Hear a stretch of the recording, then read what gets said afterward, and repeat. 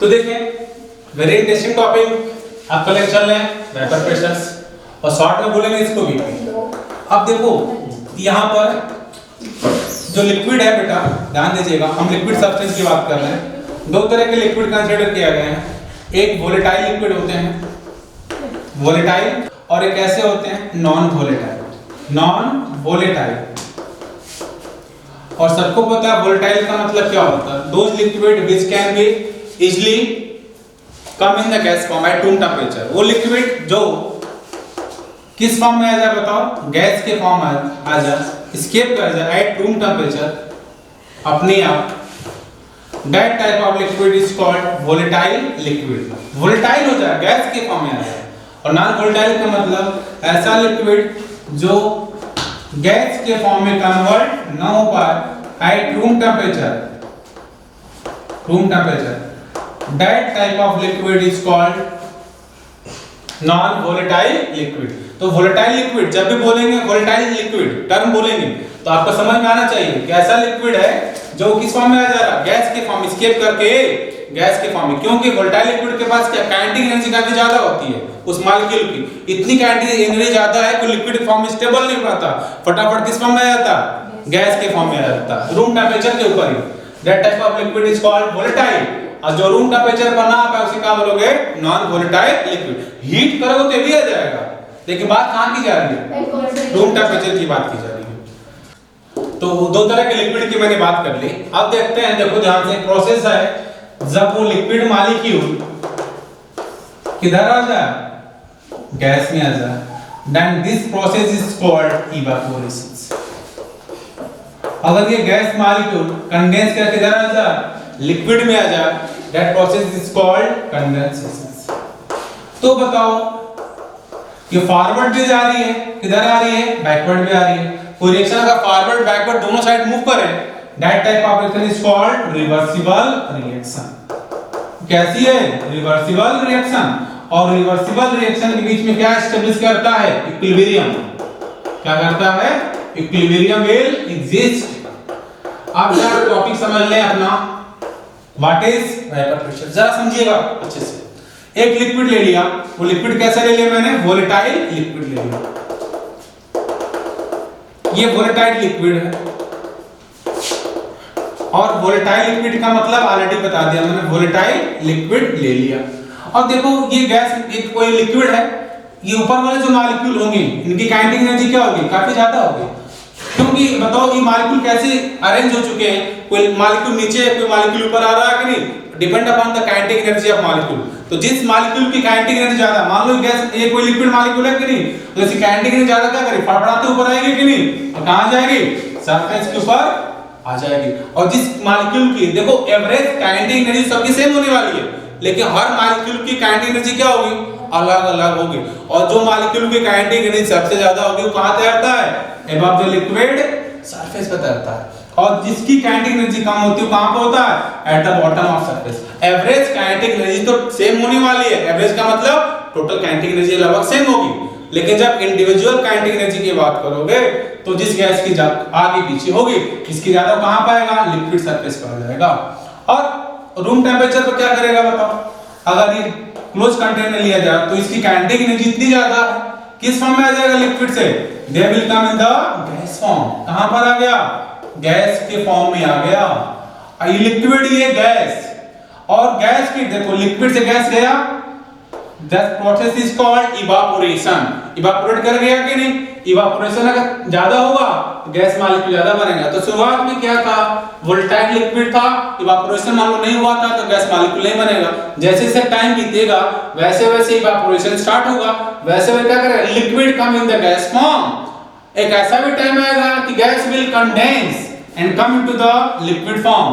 तो reversible sign इसलिए बताया था मैंने आपको कि लिक्विड पहले कहां गया, गैस के फॉर्म में गया, वो फिर गैस किधर आ गया, लिक्विड फॉर्म में आ गया कि नहीं। सेम चीज यहां होने वाला है, ये वोलेटाइल लिक्विड था, पहले क्या हुआ, इसका इवापोरेशन हुआ, तो धीरे धीरे क्या वो गैस के मॉलिक्यूल बढ़ते चले जाएंगे, और एक ऐसा टाइम आएगा गैस मॉलिक्यूल खुद कंडेंस करके किधर आने लगेगा, लिक्विड आने लगेगा। प्रोसेस कैसा हो गया, रिवर्सिबल। और जो प्रोसेस रिवर्सिबल है तो गैस और लिक्विड मॉलिक्यूल के बीच में इक्विलिब्रियम एग्जिस्ट करेगा कि नहीं, करेगा। और आप सबको पता है कि गैस मॉलिक्यूल की प्रॉपर्टी क्या होती है, they can exert the pressure on the wall of container as well as surface of liquid. Gas molecule क्या करेंगे, रैंडमली मूव करेंगे कि नहीं बताओ, क्या करेंगे, they will exert the pressure. तो हम बात क्या करें, जैसे गैस मॉलिक्यूल इस लिक्विड सरफेस पर कितना प्रेशर लगा रहा है, that pressure is called vapour pressure. समझो ध्यान से, एट इक्विलिब्रियम, इक्विलिब्रियम पर क्या हुआ जरा बताइएगा, लिक्विड किधर जाएगा, गैस में, और गैस किधर आएगा, लिक्विड में। एट इक्विलिब्रियम पॉइंट डिफाइन कर रहे हैं what is vapour pressure. At equilibrium, at equilibrium pressure exerted by, pressure exerted by gas molecule on surface of liquid at constant temperature, at constant temperature is known as vapour pressure. क्या बोला समझ लें, what is vapour pressure. तो नाम ही क्या, vapour का pressure. ये जो वेपर्स बन रहे हैं और ये वेपर्स कितने प्रेशर लगा रहे हैं, that pressure is called vapour pressure above the liquid surface के ऊपर। आप देखेंगे कौन कौन से फैक्टर हैं जो बीपी को इफेक्ट करते हैं, क्योंकि अगर सोचो कैसे इफेक्ट करेगा, या तो अगर सोचो टेंपरेचर बढ़ाओगे तो क्या होगा, बताओ फटाफट, इफेक्ट ऑफ टेंपरेचर की बात करना है अभी। अगर टेंपरेचर बढ़ाओगे तो इस लिक्विड मॉलिक्यूल की काइनेटिक एनर्जी बढ़ेगी, फटाफट काइनेटिक एनर्जी बढ़ेगी तो लिक्विड क्या करेगा, गैस फॉर्म में आ जाएगा। जैसे गैस में आएगा उतना ज्यादा प्रेशर लगाएगा कि नहीं, तो मतलब क्या होगा कि on increasing the temperature rate of evaporation will be increases, therefore BP will be increases. अब जरा बात करो सरफेस एरिया की, जैसे सरफेस एरिया बढ़ाओगे तो ज्यादा सरफेस मिलेगा लिक्विड को इवेपोरेट करने के लिए कि नहीं, तो ज्यादा प्रेशर लगाएगा कि नहीं, तो सरफेस एरिया का बढ़ाने पर भी क्या होगा, रेट ऑफ इवेपोरेशन बढ़ जाएगा और प्रेशर भी बढ़ जाएगा। तो दो चीज देख लिया मैंने, effect of temperature. Second factor की बात करते हैं नेचर ऑफ सॉल्वेंट के ऊपर। दो लिक्विड ले लिया, समझना ध्यान से, दो लिक्विड ले लिया, दोनों लिक्विड में कंपेयर करना किसका वेपर कम किसका वेपर प्रेशर ज्यादा होगा। तो डाल लेते हैं पहले टॉपिक, साथ में समझते हैं। डाल लेंगे फैक्टर अफेक्टिंग बीपी, और इसके अंदर पहला फैक्टर लेके चल रहे हैं इफेक्ट ऑफ टेंपरेचर्स। और क्या बताया, ऑन इंक्रीजिंग टेंपरेचर क्या होगा, रेट ऑफ इवेपोरेशन इंक्रीजेस, बढ़ जाएगा। जैसे रेट ऑफ इवेपोरेशन इंक्रीज करेगा बीपी विल बी इंक्रीजेस, बढ़ जाएगी। मान लीजिए एक इक्वेशन दे रहा है आपको, T1 टेंपरेचर पर P1 क्या है, वेपर प्रेशर है। पूछ लिया जाए कि T2 टेंपरेचर पर what is the BP, question mark, कि T1 टेंपरेचर किसी गिवन टेंपरेचर पर किसी गैस किसी लिक्विड मॉलिक्यूल का इतना प्रेशर था वेपर प्रेशर से, तो T2 से बढ़ा दिया टेंपरेचर तो रेट ऑफ इवेपोरेशन बढ़ गया होगा। अब कितना होगा बीपी जरा बताएं, या टेंपरेचर कम कर दी या बढ़ा दिया। तो इसके लिए एक इक्वेशन है, log P2 by P1 is equal to enthalpy।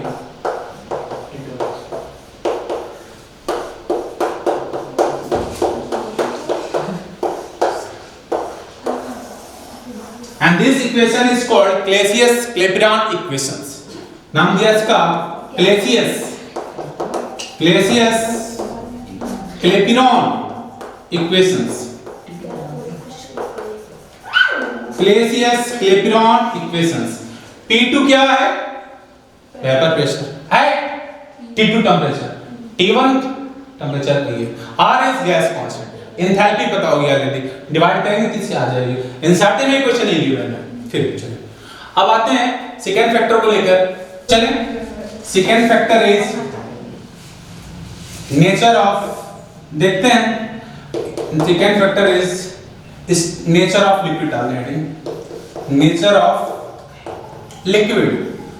Suppose करें मेरे पास दो लिक्विड है और कंपेयर करना है दोनों लिक्विड में से किसका वेपर प्रेशर ज्यादा होगा, किसका कम होगा। या तो कंपेयर करना पड़ जाए मुझे कौन सा लिक्विड मोर वोलेटाइल है, कौन सा लिक्विड लेस वोलेटाइल है। जो बताओ जो मोर वोलेटाइल लिक्विड होगा उसके बाद टेंडेंसी क्या होगी, वो लिक्विड से कहां आ जा, गैस फॉर्म में आ जा। जैसे गैस फॉर्म में आएगा they will exert the more pressure, और जो लिक्विड लेस वोलेटाइल होगा वो प्रेशर क्या करेगा, लेस एक्सर्ट करेगा कि नहीं। तो बात ही अगर नेचर ऑफ लिक्विड का मतलब डिसाइड क्या करने वाले हैं, कौन सा लिक्विड मोर वोलेटाइल, कौन सा लिक्विड लेस वोलेटाइल। जो मोर वोलेटाइल होगा उसका बीपी क्या आएगा, ज्यादा है। जो लेस वोलेटाइल होगा उसका बीपी क्या आएगा, कम आने वाला है। तो किस बात पर डिपेंड करेगा कि मोर वोलेटाइल कौन है और लेस वोलेटाइल कौन है, तो डिपेंड करेगा इंटरमॉलिक्यूलर फोर्स ऑफ अट्रैक्शन के ऊपर। जरा कंपेयर करो, लिक्विड दो लिया मैंने आपको, लिक्विड ए ले लिया और लिक्विड बी ले लिया। कंपेयर करना है, दोनों ही वोलेटाइल है, फिर भी कंपेयर करना मोर वोलेटाइल कौन है। तो यहाँ ए के मॉलिक्यूल होंगे कि नहीं, बहुत सारे, हम केवल दो मॉलिक्यूल दिखा रहे हैं। यहाँ बी के बहुत सारे मॉलिक्यूल होंगे इसके अंदर। तो अगर मैं बोल दूं कि लिक्विड ए के अंदर इंटरमॉलिक्यूलर फोर्स ऑफ अट्रैक्शन ज्यादा है, क्या बोलूं, कुछ कंसीडर तो करना ही पड़ेगा ना। मैंने क्या मान लिया कि ए के बीच में लगने वाला, बात नहीं करें, ए के बीच में लगने वाला इंटरमॉलिक्यूलर फोर्स, इंटरमॉलिक्यूलर फोर्स क्या ज्यादा है। अगर इसके बीच में लगने वाला इंटरमॉलिक्यूलर फोर्स ज्यादा है तो क्या ए लिक्विड कभी गैस फॉर्म में आना चाहेगा, नहीं आना चाहेगा, क्योंकि दे आर स्ट्रांगली बॉन्डेड हैं। जो लूजली बॉन्डेड होते हैं वो तो जा पाते हैं, बट अगर इसके कंपेयर में क्या, इसका इंटरमॉलिक्यूलर फोर्स कम है, they can be easily come into the gas form, they will exert the more pressure. इसका मतलब क्या हुआ कि जैसे जैसे intermolecular force between liquid molecule बढ़ेगा वैसे वैसे क्या होगा, vapour pressure will be decreases. याद रखना क्या है, ऑन एज द स्ट्रेंथ, मतलब मजबूती, as the strength between liquid molecule increases then BP of liquid decreases। मतलब सिंपल सा हुआ कि जो वेपर प्रेशर है किसके इनवर्सली हो गया, इंटरमॉलिक्यूलर फोर्स के, इंटरमॉलिक्यूलर फोर्स के इनवर्सली हो गया। कि उस लिक्विड के बीच में कम लग रहा है कि ज्यादा लग रहा है। अगर इंटरमॉलिक्यूलर फोर्स की वैल्यू ज्यादा होगी तो वेपर प्रेशर कम होगा, और ये कम होगा तो ये चीज ज्यादा होगा। ऐसे एग्जांपल लेके चलते हैं हम आपको और समझाते हैं। चलिए दो लिक्विड में कंपेयर कर रहा हूं, ध्यान देखिएगा। एक इथाइल अल्कोहल ले लिया मैंने, इथाइल अल्कोहल, और ले लिया वाटर, और दोनों में कंपेयर करना है किसका ज्यादा होगा वेपर प्रेशर से। बोथ आर वोलेटाइल लिक्विड, तो किस पर डिपेंड करेगा कि इथाइल अल्कोहल के अंदर स्ट्रांग बॉन्डिंग है कि अल्कोहल के अंदर स्ट्रांग बॉन्डिंग है, और दोनों के अंदर क्या होती है, इंटरमॉलिक्यूलर हाइड्रोजन बॉन्डिंग पाई जाती है। बट वाटर के अंदर ज्यादा स्ट्रांग हाइड्रोजन बॉन्डिंग होती है as compare to ethyl alcohol. मतलब क्या हुआ, ethyl alcohol is more volatile because इसके अंदर weak intermolecular force of attraction पाया जाता है। तो जब दो लिक्विड को कंपेयर करना पड़ जाए तो ये फैक्टर काम आएगा, नेचर ऑफ लिक्विड। और दोनों में कंपेयर करने में क्या मिला, इथाइल अल्कोहल के अंदर इसका बीपी क्या है, काफी ज्यादा है as compare to water, because water के अंदर क्या है, strong hydrogen bonding as compare to ethyl alcohol. Second example दिया मैंने। अब इथाइल अल्कोहल का मैंने कंपेयर किया ईथर से, ROR, ये अल्कोहल है ROH, और मैंने बता दिया। अब देखो दोनों में कंपेयर करा, अब मैंने बोल भी दिया कि इसका बीपी ज्यादा है। क्यों ज्यादा है, क्योंकि अल्कोहल और वाटर के अंदर जो ईथर होता है इसके अंदर बहुत वीक फोर्स होता है, दैट इज डाइपोल इंटरेक्शन। कौन सा फोर्स, डाइपोल इंटरेक्शन। ईथर एक पोलर मॉलिक्यूल है, एक ईथर है और ईथर दो पोलर हो गया, दो पोलर के बीच में कौन सा फोर्स डेवलप होता है, डाइपोल इंटरेक्शन। और अल्कोहल में कौन सा फोर्स है, hydrogen bonding. Hydrogen bonding is काफी strong force as compare to dipole. तो इसके अंदर वीक फोर्स हो गया तो इसका रेट ऑफ इवेपोरेशन क्या होगा, ज्यादा होगा। ऐसे कंपेयर करना पड़ेगा। इसके लिए क्या होना चाहिए, थोड़ा सा नॉलेज होना चाहिए इंटरमॉलिक्यूलर फोर्स ऑफ अट्रैक्शन के अंदर। जैसे आपने क्लास 11 में पढ़ा है dipole interaction, ion dipole interaction, induced dipole interaction, induced dipole interaction, hydrogen bonding पढ़ा। तो सब अगर पता होगा तब जाके आप कंपेयर कर पाओगे। एक छोटा सा एग्जांपल एक और दे रहा हूं मैं आपको, जैसे नियो पेंटेन ऑर्गेनिक का दे दिया और नॉर्मल पेंटेन, दोनों में से किसका ज्यादा किसका कम बता रहा है एरो ही अपना, किसका ज्यादा इसका कम। अब बताओ नियोपेंटेन, चलो अब जरा बताओ नियोपेंटेन का स्ट्रक्चर ड्रॉ करो कैसा होगा।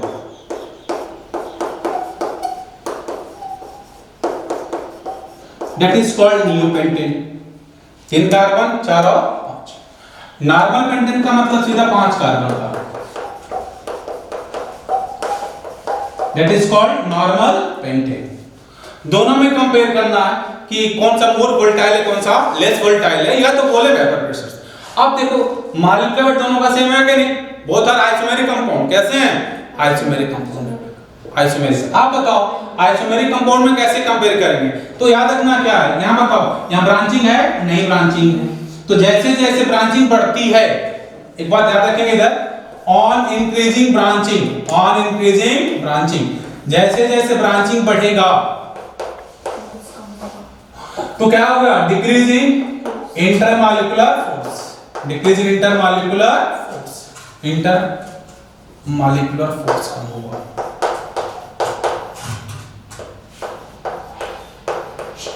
तो जैसे जैसे ब्रांचिंग होती चली जाती है वैसे वैसे इंटरमॉलिक्यूलर फोर्स कम होता चला जाता है। बताओ यहां पर नो ब्रांचिंग, यहां पर क्या है, देखो ध्यान से, ज्यादा ब्रांचिंग दिखाई दे रही है कि ज्यादा ब्रांचिंग होगी, जब ब्रांचिंग ज्यादा होगी तो यहां इंटरमॉलिक्यूलर फोर्स क्या होगा, कम होगा।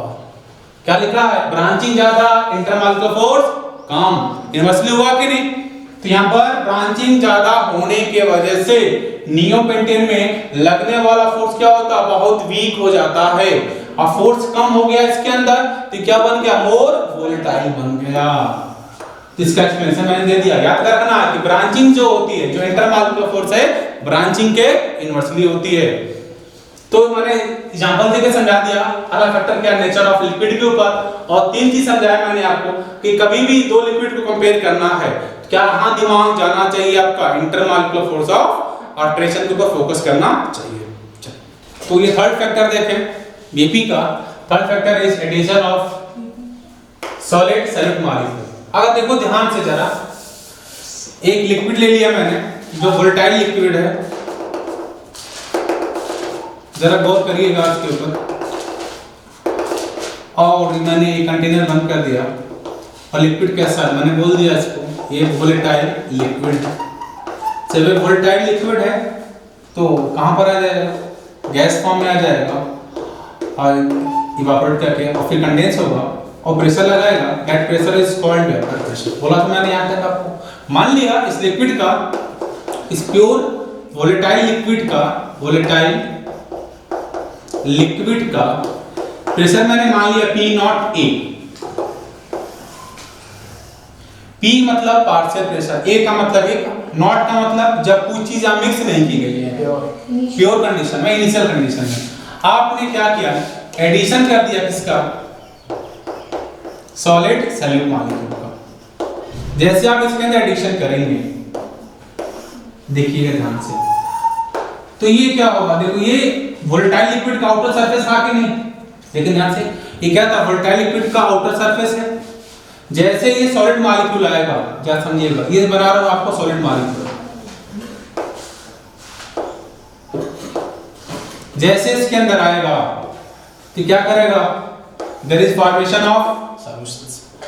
और तो कई पहले क्या करेगा, that is the solid molecule, पूरा सरफेस मिला था लिक्विड को इवेपोरेट करने के लिए, लेकिन जैसे ही क्या आ गया, सॉलिड मॉलिक्यूल आ गया, तो पहले से सरफेस एरिया कम हो जाएगा कि नहीं। पहले पूरा सरफेस मिल रहा था उस वोलेटाइल लिक्विड को इवेपोरेट करने के लिए, लेकिन जैसे आपने क्या मिक्स कर दिया, कोई सॉलिड मॉलिक्यूल मिक्स कर दिया, तो क्या हुआ, जैसे आपने मिक्स किया, this solid molecule will replace the some solvent molecule from the surface, जिसके वजह से क्या होगा, relative surface area will be decreases. और जैसे रिलेटिव सरफेस एरिया कम हो जाएगा, वैसे वैसे क्या होगा, rate of evaporation will be decrease कर जाएगा। तो वही करने वाले हैं, बताओ सोच के। आप ये गैस मॉलिक्यूल तो बनेगा ही बनेगा और आपको एग्जर्ट करेगा प्रेशर। अब बताओ ये जो बनेगा इसे क्या बोलोगे? That is called solution. तो पूछा गया आपसे कि बीपी ऑफ सॉल्यूशन मान लो कितना है, पीएस मान लिया कि नहीं। आप दोनों में कंपेयर करो, प्योर लिक्विड में और after mixing the solid particle जो बना सॉल्यूशन, किसका प्रेशर ज्यादा आने वाला है? पहले वाला ज्यादा आएगा कि नहीं? तो P नॉट ए क्या होगा? Always greater than PS of solution. Are you getting point dear students? Yes sir. चल देखिए ध्यान से, ये क्या आप बिफोर मिक्सिंग था, ये पूरा वोलेटाइल लिक्विड था और रिजल्ट करा था pressure P not a. After mixing जैसे आपने मिक्स किया, मिक्स करने के बाद क्या हुआ? There is decrease in relative surface area. कैसे सरफेस एरिया कम हो गया? वो सॉलिड मॉलिक्यूल ने क्या किया है? सॉल्वेंट मॉलिक्यूल को रिप्लेस करके ओवरऑल सरफेस एरिया को, रिलेटिव सरफेस एरिया को कम कर दिया। जैसे रिलेटिव सरफेस एरिया कम हो जाएगा वैसे वैसे बीपी क्या होगी? सॉल्यूशन की कम होती चले जाएगी। अब सोचो ध्यान से, ये जो सॉलिड मॉलिक्यूल कैसा हो? या तो डिसोसिएट होने वाला हो या तो कैसा हो? एसोसिएट होने वाला हो। कोई मतलब नहीं पड़ने वाला इससे, कंसेप्ट एक ही होने वाला है। दोनों में कंपेयर कर लिया कि नहीं? बताओ किसका ज्यादा किसका कम। और एनसीईआरटी में तो इसी को एक्सप्लेन किया है इस प्रकार से, लेकिन एक कंसेप्ट और एक एक्सप्लेन करने का। जैसे ये सॉलिड मॉलिक्यूल आया तो लिक्विड से आया कि यहां दोस्ती करेगा कि नहीं? दोस्ती करे तो क्या बनाएगा? There is formation of bonding, तभी तो खुलेगा। बॉन्डिंग बनेगा तो स्ट्रॉन्ग बॉन्डिंग बनने लगती है। जितना स्ट्रॉन्ग बॉन्डिंग बनती चली जाएगी वैसे वैसे क्या होगा? पीपी कम होती चली जाएगी। दैट इज फैक्टर नंबर 1 कि जैसे इसकी घुलनशीलता बढ़ेगी। घुलनशीलता कब बढ़ेगी? जब वो हाईली सॉल्युबल हो जा, डिसोल्यूशन जितना ज्यादा इसका डिसोल्यूशन होगा वैसे वैसे there is formation of strong hydrogen bonding. कोई ना कोई बॉन्डिंग बनती चली जाएगी। इतना इंटरमॉलिक्यूलर फोर्स इतना स्ट्रॉन्ग हो जाएगा कि वोलेटाइल कम हो पाएगा, इवापोरेट कम हो पाएगा। जब इवापोरेट कम हो पाएगा तो प्रेशर भी कम डेवलप कर पाएगा। तो इतना तो याद ही हो गया कि on addition of solid solute molecule into given pure solvent there is decrease in relative surface area, hence BP of solution is always less than initial pure solvent से कंपेयर करने पर। अब बताओ एक चीज मुझे पूछी जा सवाल एग्जाम में, what is lowering in BP? Lowering का मतलब क्या होता है कि बताओ कितना यहां ज्यादा था या कम हो रहा है कि कितना कम हुआ? दोनों के डिफरेंस के बराबर कम होगा कि नहीं प्रेशर? तो हायर माइनस क्या करेंगे? Lower. Initial pressure minus final pressure, या higher pressure minus lower pressure. किस पर डिपेंड कर रहा है प्रेशर कितना कम हो रहा है? इस पर डिपेंड कर रहा है कितना सॉलिड पार्टिकल आपने इसके अंदर मिक्स किया है। तो लोअरिंग इन बीपी फॉर्मूला कैसे निकालेंगे? P not A minus PS is called lowering in vapour pressure. दोनों का प्रेशर का डिफरेंस ही क्या देगा आपको? लोअरिंग इन वेपर प्रेशर को दे देगा। That is called vapour pressure.